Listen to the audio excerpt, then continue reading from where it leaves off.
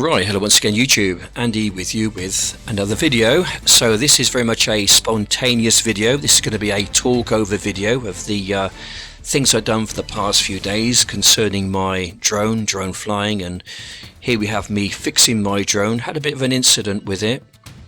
A few days ago I managed to fly into a tree and I damaged the gimbal. So what I'm doing here, I'm trying to fix one of the anchor points of the gimbal back to like a little rubber kind of a grommet. The rubber kind of snapped, and the footage which I was getting wasn't very smooth, let's say, so I had to do a quick repair, and hopefully it worked out well. We'll see later. I've also got myself one of these FPV RCN3 controllers, and I'm just going to adjust the spring, because the company where I bought it from, CEX, and it came with the settings from the last person who had it. So CEX basically deal in second-hand goods. This is a second-hand remote, and the last person basically had it set up differently. I'd like the stick to be centered in the middle. Right, moving forward once again. This is me, bottom left, in a live stream with my buddies. I was kind of messing around with my drone at the time, and I decided to fire it up and fly it out of the man cave and kind of whip it around the garden, just really to test one, the settings, because I messed around with those, and two, just to see whether the gimbal actually had any issues. But it seems to me that's pretty smooth, so I'm kind of happy with that. I think that hack with the super glue, that little drop in the right place, kind of did the trick. Right, garage door, can I fly through that? Nope, I can't. It's a bit too narrow, that, so I've got to go around into the garage, and I go towards the door. What I'm going to try and do now with my drone, I'm going to try and lean it against the glass and try and just see if I can just wedge it open a bit more. So I'm kind of leaning the drone into the glass. It moved a little bit, but not enough, so I kind of gave up on that idea. Yeah, we've got boxes on the left-hand side. We haven't fully moved in yet, let's say. They've been there for the best part of a year. We just haven't got the room, basically, of all the clutter which we got from our last home. Anyway, back into the man cave once again, through the window. There's me. I'm giving you a wave. I'm giving you a smile. I'm poking my tongue out. And then we're going to turn it around. We're going to fly back out the window, back outside, have a bit of a fly around. Now we're going to take you over towards the lakes, which is over in that direction. Basically, it's about a 2-minute walk from where I live, on the south and the east of the town of Swindon in England. We're going to have a look at the lake down below. It's a bit windy, so it's going to be moving around a little bit. The 2-axis gimbal isn't great in the wind. That's one of the reasons why I generally fly my Neo in the woods. Right, to speed you up. Heading back home, we're going to lower you down. We're going to slow you down. We're going to go back into the man cave again for the third time, through the window. And oh, where's Andy gone? He's not there. Is he in the toilet, I wonder? No, he's not there. But I'm still online. I'm still actually on the live stream with my buddies. I'm just going to flick over to the actual video. There we go. One of my friends were thinking at the time, what? It's a drone. Where's Andy gone? It's a drone instead of Andy. Okay, interesting. Anyway, so I came back out of there again, just testing my kind of flying skills, really. It's an incredible little machine, this Neo. I tell you, I'm absolutely fell in love with it. It really is an awesome machine.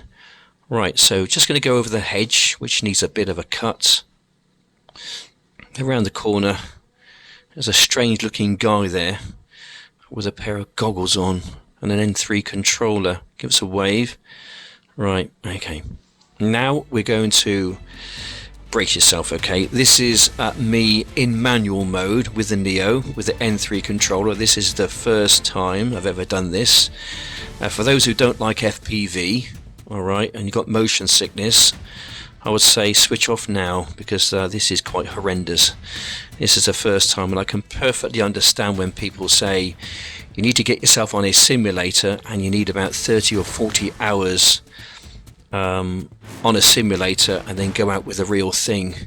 Unfortunately, my old PC, which is about 15 years old now, with 16 gigabytes of RAM and a graphics card of 2 gig, I don't think it's quite man enough to actually handle the simulation software. It will crash it.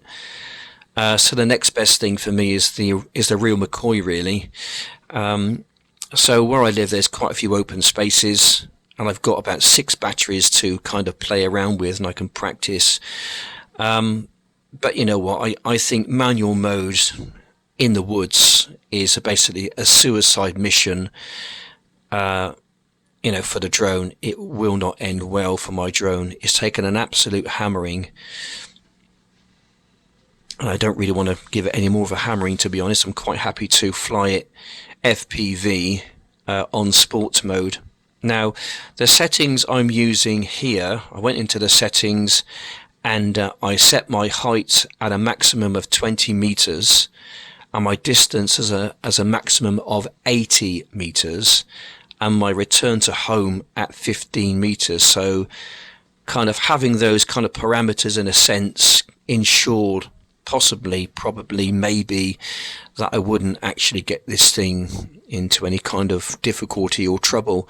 I did crash it a few times, but as you can see, just thrashing around in a field somewhere, if I do encounter any kind of a problem, then hopefully I shouldn't get a flyaway or leave my drone up in a tree somewhere where I can't retrieve it from. It's tough. It really is totally different from normal mode or cine mode or sports mode or whatever you want to call it.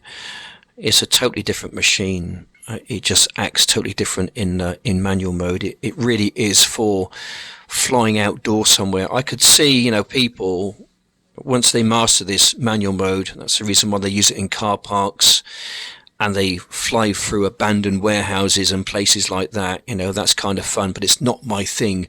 This kind of is my thing. This is with the motion controller. This is footage I took several days ago. I was going to make a video out of it. I didn't really get a chance to get round to do it, so I thought I'd use it in this one. So I used the motion controller at Somerford Common. Now we're going to go to my last video, the N3 controller in Savernake Forest. I did say in this video that I thought that the N3 controller, for some reason, flew the drone slower than the motion controller. But to be honest, I can't really see much of a difference. I've got the trigger on the motion controller fully engaged. This is about as fast as it will fly. With the motion controller, I would like somehow to be able to fly the drone a little bit faster than this. Perhaps I need to step up to the Avata 2. That would give me probably a bit more speed in sports mode.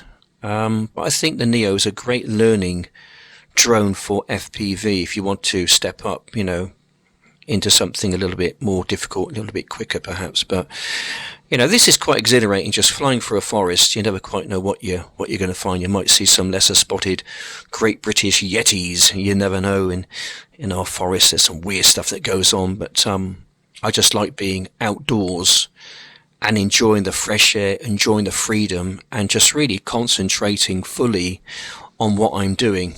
Right, back to Savernake Forest. So when I'm flying through the forest like I am now, this is the N3 controller, used once again for the first time. I much prefer sticks than a motion controller. It's just what I've been kind of used to and brought up with. My first drone was with sticks. I've just kind of gone back to what I know. But this is it fully engaged. The throttle is fully forward, and I just want a little bit more oomph. A little bit more speed would be nice. But what I'm doing when I'm flying through the forest, I'm just looking for the gaps. whatever you're looking at, you're going to fly into. So I make sure that I don't look at trees. I'm aware of trees around myself. I know if I look at a tree, I'm going to fly into it. So I tend not to look at trees. I tend to look at the gap and then fly into the gap. And I find that way I have less problems. When I look at trees, that's when I do have the problems and have a few crashes. But flying the flip, flying the FPV is great. My videos do tend to go on for quite a long time, about 30 minutes. It's just because I want to share my experience with other people. There are some people who are unable to get out to places like this for one thing or another. So it's kind of my duty in a sense. I do see it as my duty to bring these places to them to enjoy the great outdoors. I mean, it's nothing beats actually being out there, but this is kind of the second best, as it were. You know, so I'm having an absolute blast. You know, I'm out in the great outdoors. There's a reason why they call it the great outdoors, is because it's great. I'm getting fresh air. I'm concentrating fully on the task at hand. I'm enjoying my hobby, which I absolutely love. And, you know, I'm getting my 15, 20 minutes or sometimes 2 or 3 hours feel-good factor. It's just fantastic just to get out here and do this. So my videos do tend to go on for quite a while, and I try to be fair to everyone. So I like to do maybe 10 or 15 minutes or 15 minutes of flip, just cruising through the wood, just seeing what there is, nice and slow and gentle, and then rip it around with the FPV, which is fantastic as well. It really does test one's kind of flying skills and ability.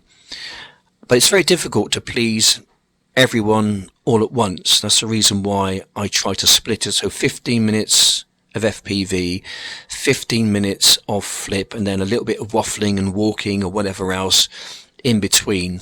I think that works out sort of quite well. Anyway, guys, we're coming towards the end of the video now. If you like this kind of a thing, just leave a comment down below. Yeah, just bung us a sub. I'm trying to grow my channel. And if you do leave a comment, always try and answer the comments. Anyway, guys, thanks for watching. Take care, and bye for now.